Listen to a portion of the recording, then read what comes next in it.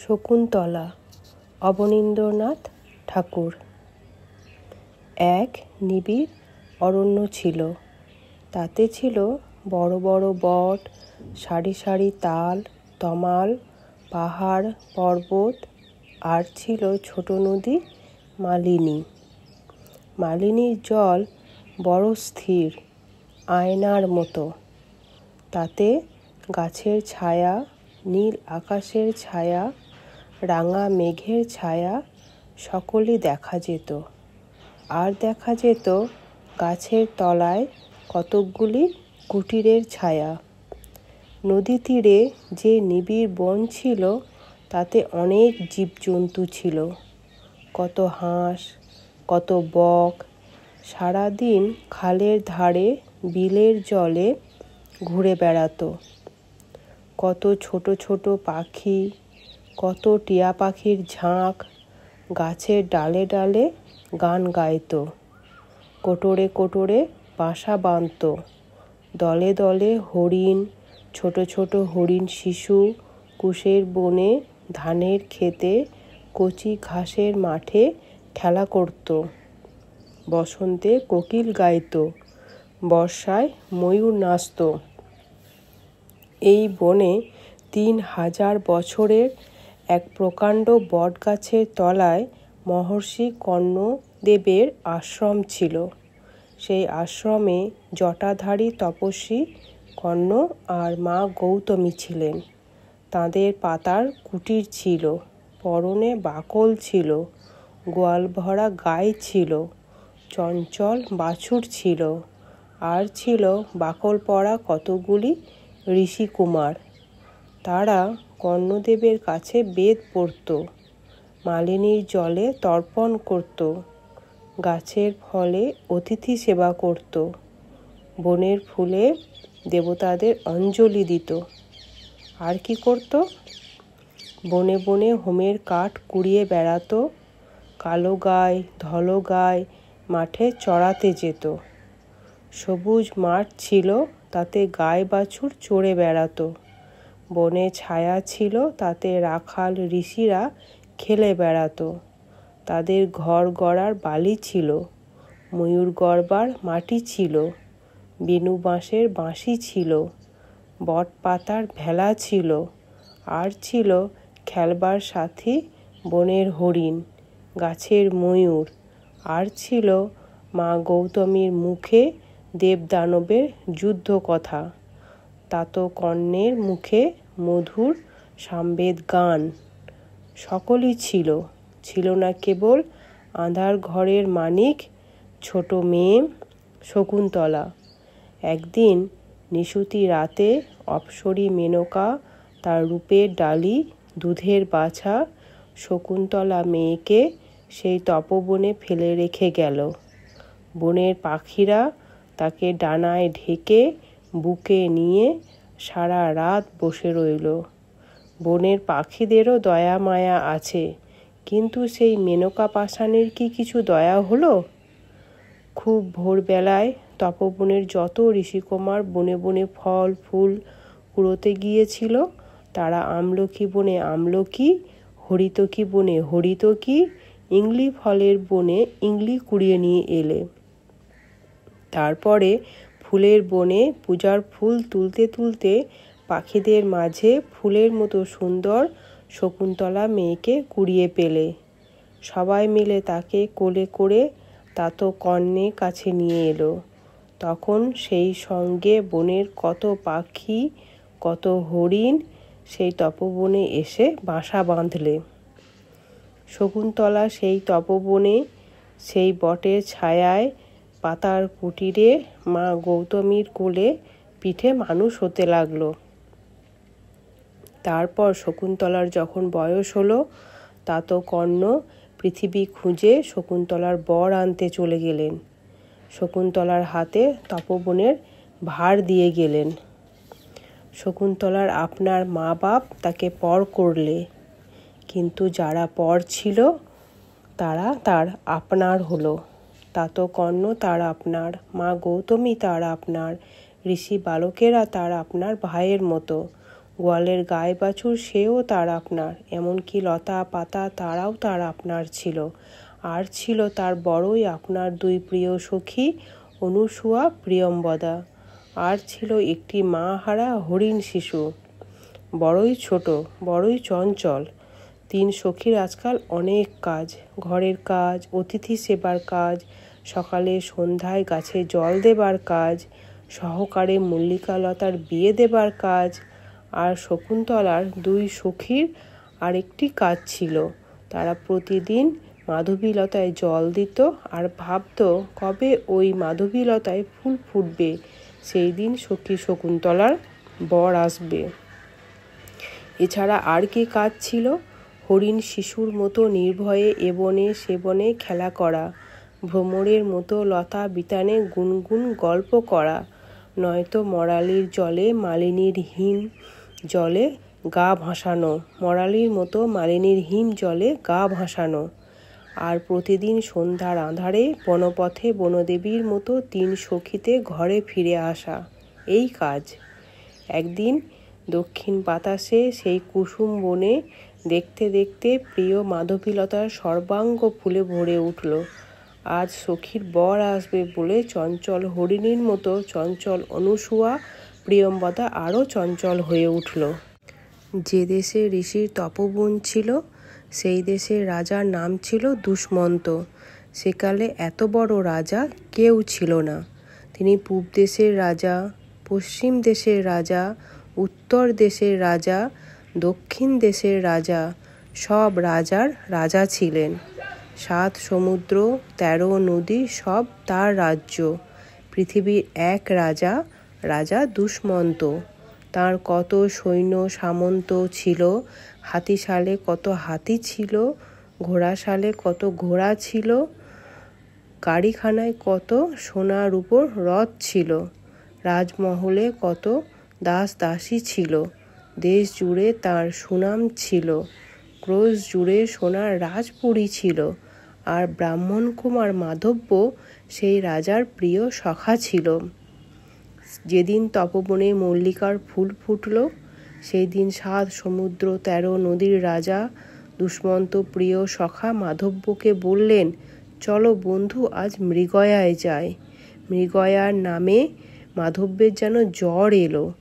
গরিব ব্রাহ্মণ রাজবাড়িতে রাজার হালে থাকে, দুবেলা থালা থালা লুচি, মন্ডা, ভার ভার ক্ষীর, দই দিয়ে মোটা পেট ঠান্ডা রাখে। মৃগয়ার নামে বেচারার মুখ এতটুকু হয়ে গেল, বাঘ ভাল্লুকের ভয়ে প্রাণ কেঁপে উঠল। না বলবার জো কি, রাজার আজ্ঞা। অমনি হাতিশালে হাতি সাজলো, ঘোড়াশালে ঘোড়া সাজলো, কোমর বেঁধে পালোয়ান এলো, বর্ষা হাতে শিকারি এলো, ধনুক হাতে ব্যাধ এলো, জাল ঘাড়ে জেলে এলো। তারপর সারথি রাজার সোনার রথ নিয়ে এলো। সিংহদ্বারের সোনার কপাট ঝনঝনা দিয়ে খুলে গেল। রাজা সোনার রথে শিকারে চললেন। দুপাশে 2 রাজহস্তি চামর ঢোলাতে ঢোলাতে চলল। ছত্রধর রাজছত্র ধরে চলল। জয় ঢাক বাজতে বাজতে চলল। আর সর্বশেষে প্রিয় সখা মাধব্য এক ঘোড়ায় হটহট করে চললেন। ক্রমে রাজা এবন সেবন ঘুরে শেষে মহাবনে এসে পড়লেন। গাছে গাছে ব্যাধ ফাঁদ পাততে লাগলো, খালে বিলে জেলে জাল ফেলতে লাগলো। সৈন্য সামন্ত বন ঘিরতে লাগলো। বনে সাড়া পড়ে গেল। গাছে গাছে কত পাখির ছানা পাতার ফাঁকে ফাঁকে কচি পাতার মতো ছোট ডানা নাড়ছিল, রাঙা ফুলের মতো ডালে দুলছিল, আকাশে উড়ে যাচ্ছিল, কোটরে ফিরে আসছিল, কিচমিচ করছিল। ব্যাধের সাড়া পেয়ে বাসা ফেলে কোটর ছেড়ে কে কোথায় পালাতে লাগলো। মোষ গরমের দিনে ভিজে কাদায় পড়ে ঠান্ডা হচ্ছিল, তাড়া পেয়ে শিং উঁচিয়ে ঘাড় বেঁকিয়ে গহন বনে পালাতে লাগলো। হাতি সুরে করে জল ছিটিয়ে গা ধুচ্ছিল, শাল গাছে গা ঘষছিল, গাছের ডাল ঘুরিয়ে মশা তাড়াচ্ছিল, ভয় পেয়ে সুর তুলে পদ্মবন দলে ব্যাধের জাল ছিঁড়ে পালাতে আরম্ভ করলে। বনে বাঘ হাঁকার দিয়ে উঠল, পর্বতের সিংহ গর্জন করে উঠল, সারা বন কেঁপে উঠল। কত পাখি, কত বড়া, কত বাঘ, কত ভাল্লুক কেউ জালে ধরা পড়ল, কেউ ফাঁদে বাঁধা পড়ল, কেউ বা তলোয়ারে কাটা গেল। বনে হাহাকার পড়ে গেল। বনের বাঘ বন দিয়ে, জলের কুমির জল দিয়ে, আকাশের পাখি আকাশ ছেয়ে পালাতে আরম্ভ করলে। ফাঁদ নিয়ে ব্যাধ পাখির সঙ্গে ছুটল, তীর নিয়ে বীর বাঘের সঙ্গে গেল, জাল ঘাড়ে জেলে মাছের সঙ্গে চলল। রাজা সোনার রথে এক হরিণের সঙ্গে ছুটলেন। হরিণ প্রাণ ভয়ে হাওয়ার মতো রথের আগে দৌড়িয়েছে। সোনার রথ তার পিছনে বিদ্যুতের বেগে চলেছে। রাজার সৈন্য সামন্ত, হাতি ঘোড়া, প্রিয় সখা মাধব্য কত দূরে কোথায় পড়ে রইল। কেবল রাজার রথ আর বনের হরিণ নদীর ধার দিয়ে, বনের ভেতর দিয়ে, মাঠের উপর দিয়ে ছুটে চলল। যখন গহন বনে এই শিকার চলছিল, তখন সেই তপবনে সকলে নির্ভয়ে ছিল। গাছের ডালে টিয়া পাখি লাল ঠোঁটে ধান খুঁটছিল। নদীর জলে মনের সুখে হাঁস ভাসছিল। কুশ বনে পোষা হরিণ নির্ভয়ে খেলা করছিল। আর শকুন্তলা, অনুসুয়া, প্রিয়ম্বদা তিন সখী কুঞ্জবনে গুনগুন গল্প করছিল। এই তপবনে সকলে নির্ভয়ে, কেউ কারো হিংসা করে না। মহাযোগী কর্ণে তপবনে বাঘে গরুতে এক ঘাটে জল খায়। হরিণ শিশু ও সিংহ শাবক এক বনে খেলা করে। এ বনে রাজাদেরও শিকার করা নিষেধ। রাজার শিকার সেই হরিণ ঊর্ধ্বশ্বাসে এই তপবনের ভিতর চলে গেল। রাজা অমনি ধনুস্বর ফেলে ঋষি দর্শনে চললেন। সেই তপবনে সোনার রথে পৃথিবীর রাজা আর মাধবী কুঞ্জে রূপসী শকুন্তলা দুইজনে দেখা হলো। এদিকে মাধব্য কি বিপদেই পড়েছে, আর সে পারে না। রাজভোগ না হলে তার চলে না। নরম বিছানা ছাড়া ঘুম হয় না। পালকি ছাড়া সে এক পা চলে না। তার কি সারাদিন ঘোড়ার পিঠে চড়ে ওই বড়া যায়, ওই বাঘপালাই করে এবন সেবন ঘুরে বেড়ানো পোষায়? পল্ললের পাতা পচা কষা জলে কি তার তৃষ্ণা ভাঙে? ঠিক সময় রাজভোগ না পেলে সে অন্ধকার দেখে। তার কি সারাদিনের পর একটু আধপোড়া মাংসে পেট ভরে? পাতার বিছানায় মশার কামড়ে তার কি ঘুম হয়? বনে এসে ব্রাহ্মণ মহা মুশকিলে পড়েছে। সমস্ত দিন ঘোড়ার পিঠে ফিরে সর্বাঙ্গে দারুণ ব্যথা। মশার জ্বালায় রাত্রে নিদ্রা নেই, মনে সর্বদা ভয়। ওই ভাল্লুক এলো, ওই বুঝি বাঘে ধরলে। ভয়ে ভয়ে বেচারা আধখানা হয়ে গেছে। রাজাকে যত বোঝাচ্ছে, মহারাজ রাজ্য ছাড়খাড়ে যায়, শরীর মাটি হলো, আর কেন রাজ্যে চলুন। রাজা তবু শুনলেন না। শকুন্তলাকে দেখে অবধি রাজকার্য ছেড়ে, মৃগয়া ছেড়ে তপস্বীর মতো সেই তপবনে রইলেন। রাজ্যে রাজার মা ব্রত করেছেন, রাজাকে ডেকে পাঠালেন, তবু রাজ্যে ফিরলেন না। কত ওজোর আপত্তি করে মাধব্যকে সব সৈন্য সামন্ত সঙ্গে মার কাছে পাঠিয়ে দিয়ে একলা সেই তপবনে রইলেন। মাধব্য রাজ বাড়িতে মনের আনন্দে রাজার হালে আছে, আর এদিকে পৃথিবীর রাজা বনবাসীর মতো বনে বনে হা শকুন্তলা, হো শকুন্তলা বলে ফিরছে। হাতের ধনুক, তুনের বাণ কোন বনে পড়ে আছে। রাজবেশ নদীর জলে ভেসে গেছে। সোনার অঙ্গ কালি হয়েছে। দেশের রাজা বনে ফিরেছে। আর শকুন্তলা কি করছে? নিকুঞ্জ বনে পদ্মের বিছানায় বসে পদ্ম পাতায় মহারাজকে মনের কথা লিখছে। রাজাকে দেখে কে জানে তার মন কেমন হলো। এক দণ্ড না দেখলে প্রাণ কাঁদে, চোখের জলে বুক ভেসে যায়। দুই সখী তাকে পদ্ম ফুলে বাতাস করছে, গলা ধরে কত আদর করছে, আঁচলে চোখ মোছাচ্ছে, আর ভাবছে এইবার ভোর হলো, বুঝি সখীর রাজা ফিরে এলো। তারপর কি হলো? দুঃখের নিশি প্রভাত হলো, মাধবীর পাতায় পাতায় ফুল ফুটলো, নিকুঞ্জের গাছে গাছে পাখি ডাকলো, সখীদের পোষা হরিণ কাছে এলো। আর কি হলো? বনপথে রাজা বর কুঞ্জে এলো। আর কি হলো? পৃথিবীর রাজা আর বনের শকুন্তলা দুজনে মালা বদল হলো, দুই সখীর মনোবাঞ্ছা পূর্ণ হলো। তারপর কি হলো? তারপর কতদিন পরে সোনার সাঁঝে সোনার রথ রাজাকে নিয়ে রাজ্যে গেল, আর আঁধার বনপথে দুই প্রিয় সখী শকুন্তলাকে নিয়ে ঘরে গেল। রাজা রাজ্যে চলে গেলেন, আর শকুন্তলা সেই বনে দিন গুনতে লাগলো। যাবার সময় রাজা নিজের মোহর আংটি শকুন্তলাকে দিয়ে গেলেন, বলে গেলেন, সুন্দরী, তুমি প্রতিদিন আমার নামের একটি করে অক্ষর পড়বে, নামও শেষ হবে, আর বনপথে সোনার রথ তোমাকে নিতে আসবে। কিন্তু হায়, সোনার রথ কই এলো? কত দিন গেল, কত রাত গেল, দুষ্মন্ত নাম কতবার পড়া হয়ে গেল, তবু সোনার রথ কই এলো? হায় হায়, সোনার সাঁঝে সোনার রথ সেই যে গেল, আর ফিরল না। পৃথিবীর রাজা সোনার সিংহাসনে, আর বনের রানী কুটির দুয়ারে দুজনে দুইখানে। রাজার শোকে শকুন্তলার মন ভেঙে পড়ল। কোথায় রইল অতিথি সেবা? কোথায় রইল পোষা হরিণ? কোথায় রইল সাধের নিকুঞ্জ বনে প্রাণের দুই প্রিয় সখী? শকুন্তলার মুখে হাসি নেই, চোখে ঘুম নেই। রাজার ভাবনা নিয়ে কুটির দুয়ারে পাষাণ প্রতিমা বসে রইল। রাজার রথ কেন এলো না? কেন রাজা ভুলে রইলেন? রাজা রাজ্যে গেলে একদিন শকুন্তলা কুটির দুয়ারে গালে হাত দিয়ে বসে বসে রাজার কথা ভাবছে আর কাঁদছে। এমন সময় মহর্ষি দুর্বাসা দুয়ারে অতিথি এলেন। শকুন্তলা জানতেও পারলে না, ফিরেও দেখলে না। একে দুর্বাসা মহা অভিমানী, একটুতেই মহা রাগ হয়, কথায় কথায় যাকে তাকে ভস্ম করে ফেলেন।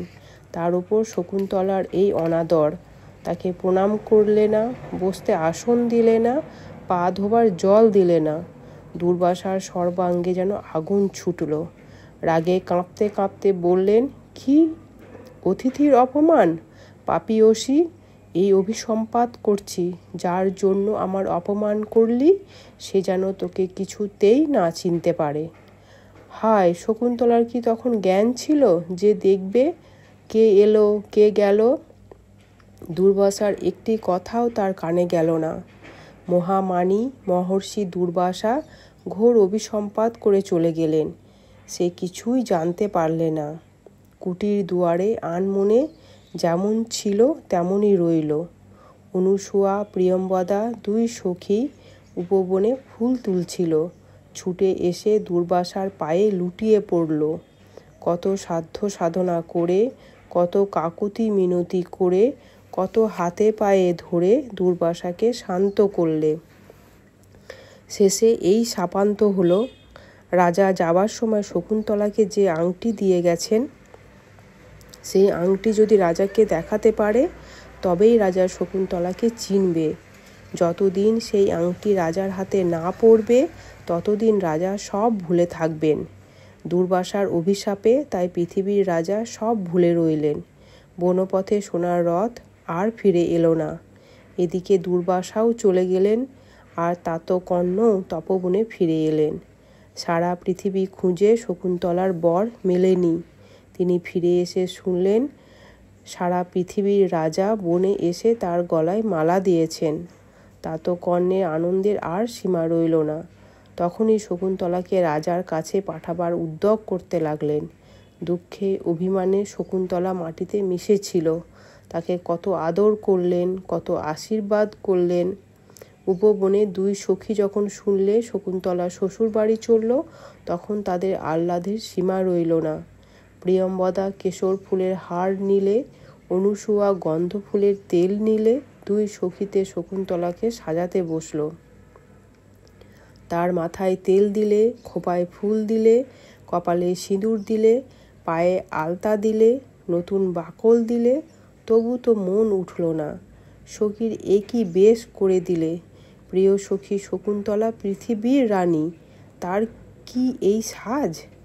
হাতে মৃণালের বালা, গলায় কেশরের মালা, খোঁপায় মল্লিকার ফুল, পরনে বাকল। হায় হায়, মতির মালা কোথায়, হীরের বালা কোথায়, সোনার মল কোথায়, পরনে শাড়ি কোথায়? বনের দেবতারা সখীদের মনোবাঞ্ছা পূর্ণ করলেন। বনের গাছ থেকে সোনার শাড়ি উড়ে পড়ল, পায়ের মল বেজে পড়ল। বনদেবতারা পলকে বনবাসিনী শকুন্তলাকে রাজ্যেশ্বরী মহারানীর সাজে সাজিয়ে দিলেন। তারপর যাবার সময় হলো। হায়, যেতে কি পা সরে, মন কি চায়? শকুন্তলা কোন দিকে যাবে? সোনার পুরীতে রানীর মতো রাজার কাছে চলে যাবে, না তিন সখীতে বনপথে জন্মকালের তপবনে ফিরে যাবে? এদিকে শুভ লগ্ন বয়ে যায়, ওদিকে বিদায় আর শেষ হয় না।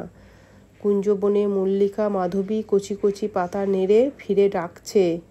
মা হারা হরিণ শিশু সোনার আঁচল ধরে বনের দিকে টানছে। প্রাণের দুই প্রিয় সখী গলা ধরে কাঁদছে। এক দণ্ডে এত মায়া, এত ভালোবাসা কাটানো কি সহজ?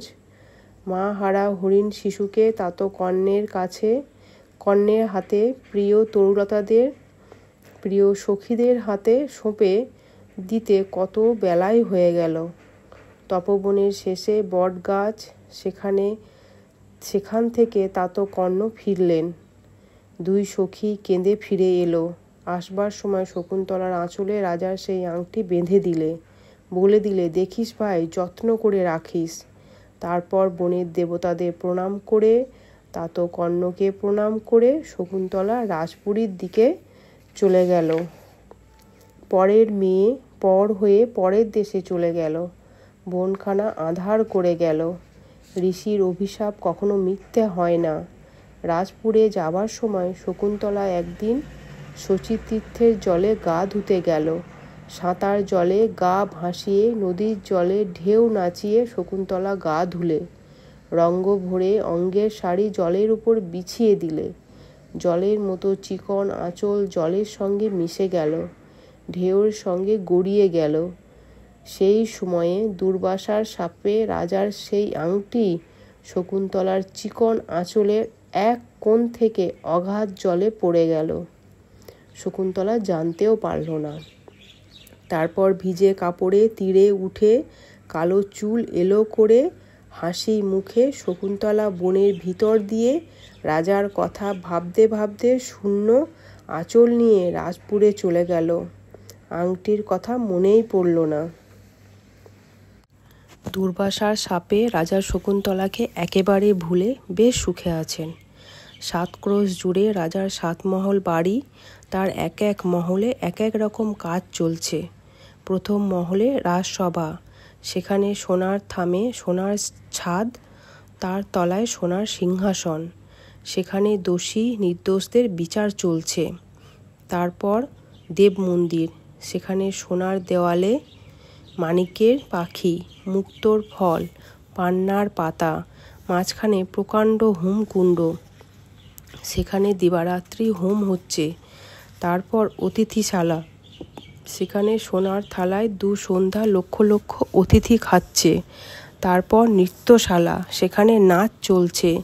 শানের উপর সোনার নূপুর রুনুঝুনু বাজছে। স্ফটিকের দেয়ালে অঙ্গের ছায়া তালে তালে নাচছে। সঙ্গীতশালায় গান চলছে। সোনার পালঙ্কে পৃথিবীর রাজা দুষ্মন্ত বসে আছেন। দক্ষিণ দুয়ারি ঘরে দক্ষিণের বাতাস আসছে। শকুন্তলার কথা তার মনেই নেই। হায়, দুর্বাসার সাপে সুখের অন্তঃপুরে সোনার পালঙ্কে রাজা সব ভুলে রইলেন। আর শকুন্তলা কত ঝড় বৃষ্টিতে কত পথ চলে রাজার কাছে এলো। রাজা চিনতেও পারলেন না। বললেন, কন্যে, তুমি কেন এসেছো? কি চাও? টাকা কড়ি চাও, না ঘর বাড়ি চাও? কি চাও? শকুন্তলা বলল, মহারাজ, আমি টাকা চাই না, কড়িও চাই না, ঘর বাড়ি কিছুই চাই না। আমি চাই তোমায়। তুমি আমার রাজা, আমার গলায় মালা দিয়েছ, আমি তোমায় চাই। রাজা বললেন, ছি ছি কন্যে, এ কি কথা? তুমি হলে বনবাসিনী তপস্বিনী, আমি হলেম রাজ্যেশ্বর মহারাজা, আমি তোমায় কেন মালা দেব? টাকা চাও? টাকা নাও, ঘর বাড়ি চাও তাই নাও, গায়ের গহনা চাও তাও নাও, রাজ্যেশ্বরী হতে চাও এ কেমন কথা। রাজার কথায় শকুন্তলার প্রাণ কেঁপে উঠল। কাঁদতে কাঁদতে বললে, মহারাজ সে কি কথা, আমি যে সেই শকুন্তলা, আমায় ভুলে গেলে? মনে নেই মহারাজ, সেই মাধবীর বনে একদিন আমরা 3 সখীতে গুনগুন গল্প করছিলুম, এমন সময় তুমি অতিথি এলে। সখীরা তোমায় পা ধোবার জল দিলে, আমি আঁচলে ফল এনে দিলেম, তুমি হাসি মুখে তাই খেলে। তারপর একটা পদ্ম পাতায় জল নিয়ে আমার হরিণ শিশুকে খাওয়াতে গেলে, সে ছুটে পালালো। তুমি কত ডাকলে, কত মিষ্টি কথা বললে, কিছুতেই এলো না। তারপর আমি ডাকতেই আমার কাছে এলো, আমার হাতে জল খেলো। তুমি আদর করে বললে, দুইজনেই বনের প্রাণী কি না, তাই এত ভাব। শুনে সখীরা হেসে উঠল। আমি লজ্জায় মরে গেলাম। তারপর মহারাজ তুমি কতদিন তপস্বীর মতো সে বনে রইলে, বনের ফল খেয়ে নদীর জল খেয়ে কত দিন কাটালে। তারপর একদিন পূর্ণিমা রাতে মালিনীর তীরে নিকুঞ্জ বনে আমার কাছে এলে, আমার গলায় মালা দিলে। মহারাজ সে কথা কি ভুলে গেলে? যাবার সময় তুমি মহারাজ আমার হাতে তোমার আংটি পরিয়ে দিলে, প্রতিদিন তোমার নামের একটি করে অক্ষর পড়তে বলে দিলে। বলে গেলে নামও শেষ হবে আর আমায় নিতে সোনার রথ পাঠাবে। কিন্তু মহারাজ সোনার রথ কই পাঠালে? সব ভুলে রইলে। মহারাজ এমনি করেই কি কথা রাখলে?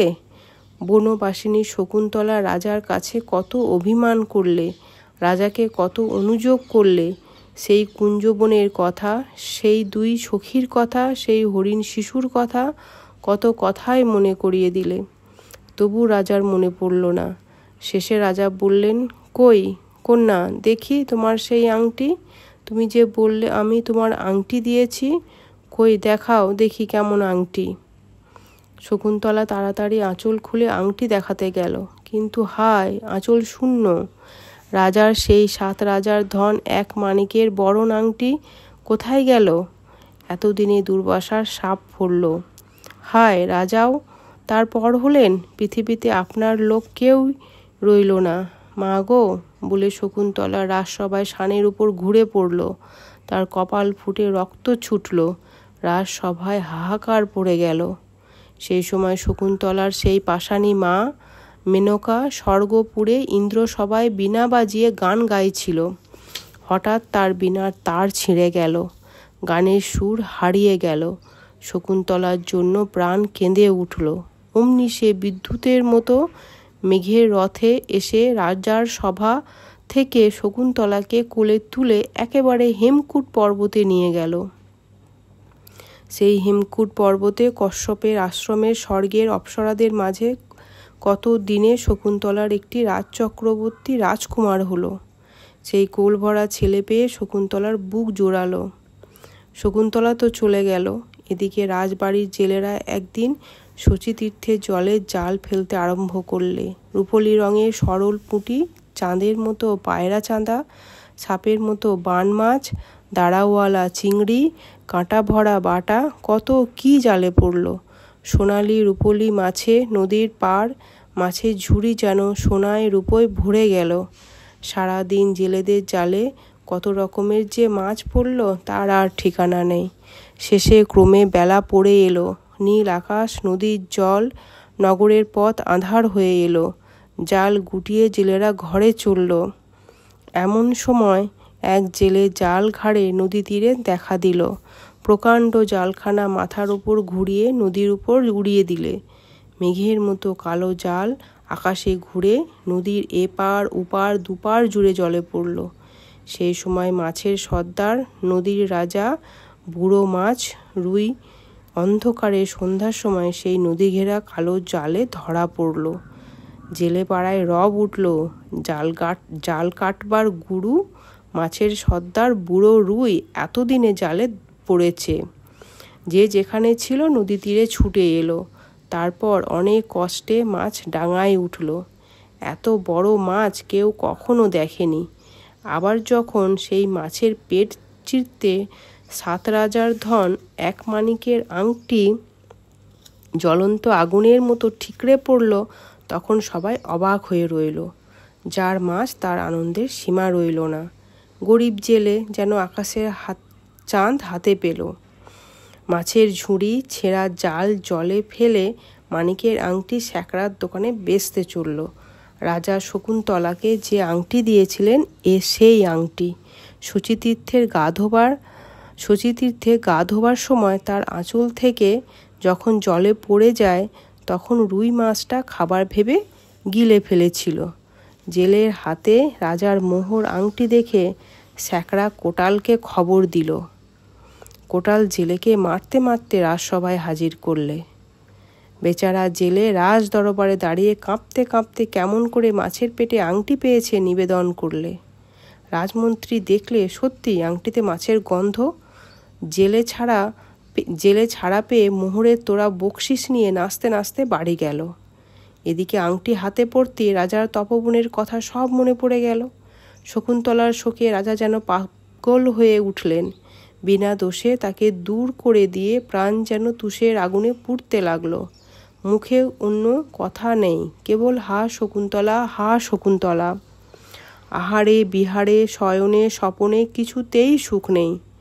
রাজকার্যে সুখ নেই, অন্তঃপুরে সুখ নেই, উপবনে সুখ নেই, কোথাও সুখ নেই। সঙ্গীতশালায় গান বন্ধ হলো, নৃত্যশালায় নাচ বন্ধ হলো, উপবনে উৎসব বন্ধ হলো। রাজার দুঃখের সীমা রইল না। একদিকে বনবাসিনী শকুন্তলা কোল ভরা ছেলে নিয়ে হেমকূটের সোনার শিখরে বসে রইল, আর একদিকে জগতের রাজা দুষ্মন্ত জগৎ জোড়া শোক নিয়ে ধুলায় ধূসর হয়ে পড়ে রইলেন। কতদিন পরে দেবতাদের কৃপা হলো। স্বর্গ থেকে ইন্দ্রদেবের রথ এসে রাজাকে দৈত্যদের সঙ্গে যুদ্ধ করবার জন্য স্বর্গপুরে নিয়ে গেল। সেখানে নন্দন বনে কতদিন কাটিয়ে দৈত্যদের সঙ্গে যুদ্ধ করে মন্দারের মালা গলায় পরে রাজা রাজ্যে ফিরলেন। এমন সময় দেখলেন পথে হেমকূট পর্বত, মহর্ষি কশ্যপের আশ্রম। রাজা মহর্ষিকে প্রণাম করবার জন্য সেই আশ্রমে চললেন। এই আশ্রমে অনেক তাপস, অনেক তপস্বিনী থাকেন, অনেক অপ্সর, অনেক অপ্সরা থাকতো। আর থাকতো শকুন্তলা আর তার পুত্র রাজপুত্র সর্বদমন। রাজা দুষ্মন্ত যেমন দেশের রাজা ছিলেন, তার সেই রাজপুত্র তেমনি বনের রাজা ছিল। বনের যত জীবজন্তু তাকে বড়ই ভালোবাসত। সেই বনে 7 ক্রোশ জুড়ে একটা প্রকাণ্ড বটগাছ ছিল। তার তলায় একটা প্রকাণ্ড অজগর দিন রাত্রি পড়ে থাকত। এই গাছতলায় সর্বদমনের রাজসভা বসত। হাতিরা তাকে মাথায় করে নদীতে নিয়ে যেত, সুরে করে জল ছিটিয়ে গা ধুয়ে দিত, তারপর তাকে সেই সাপের পিঠে বসিয়ে দিত। এই তার রাজ সিংহাসন। দুদিকে 2 হাতি পদ্মফুলের চামর দোলাত। অজগর ফণা মেলে মাথায় ছাতা ধরত। ভালুক ছিল মন্ত্রী, সিংহ ছিল সেনাপতি, বাঘ চৌকিদার, শেয়াল ছিল কোটাল, আর ছিল সুখ পাখি তার প্রিয় সখা। কত মজার মজার কথা বলতো, দেশে বিদেশের গল্প করত। সে পাখির বাসায় পাখির ছানা নিয়ে খেলা করত, বাঘের বাসায় বাঘের কাছে বসে থাকত। কেউ তাকে কিছু বলতো না। সবাই তাকে ভয়ও করত, ভালোবাসত। রাজা যখন সেই বনে এলেন তখন রাজপুত্র একটা সিংহ শিশুকে নিয়ে খেলা করছিল। তার মুখে হাত পুড়ে দাঁত গুনছিল, তাকে কোলে পিঠে করছিল, তার জটা ধরে টানছিল। বনের তপস্বিনীরা কত ছেড়ে দিতে বলছিলেন, কত মাটির ময়ূরের লোভ দেখাচ্ছিলেন, শিশু কিছুতেই শুনছিল না। এমন সময় রাজা সেখানে এলেন। সিংহ শিশুকে ছাড়িয়ে সেই রাজ শিশুকে কোলে নিলেন। দুষ্টু শিশু রাজার কোলে শান্ত হলো। সেই রাজ শিশুকে কোলে করে রাজার বুক যেন জুড়িয়ে গেল। রাজা তো জানেন না যে এ শিশু তারই পুত্র। ভাবছেন পরের ছেলেকে কোলে করে মন কেন এমন হলো, এর উপরে কেন এত মায়া হলো। এমন সময় শকুন্তলা অঞ্চলের নিধি কোলের বাচ্চাকে খুঁজতে খুঁজতে সেখানে এলেন। রাজা রানীতে দেখা হলো। রাজা আবার শকুন্তলাকে আদর করলেন, তার কাছে ক্ষমা চাইলেন। দেবতার কৃপায় এতদিনে আবার মিলন হলো। দুর্বাসার শাপান্ত হলো। কশ্যপ অদিতিকে প্রণাম করে রাজা রানী রাজপুত্র কোলে রাজ্যে ফিরলেন। তারপর কতদিন সুখে রাজত্ব করে রাজপুত্রকে রাজ্য দিয়ে রাজারানী সেই তপবনে তাত কর্ণের কাছে, সেই দুই সখীর কাছে, সেই হরিণ শিশুর কাছে, সেই সহকার এবং মাধবীলতার কাছে ফিরে গেলেন এবং তাপস তাপস্বীদের সঙ্গে সুখে জীবন কাটিয়ে দিলেন।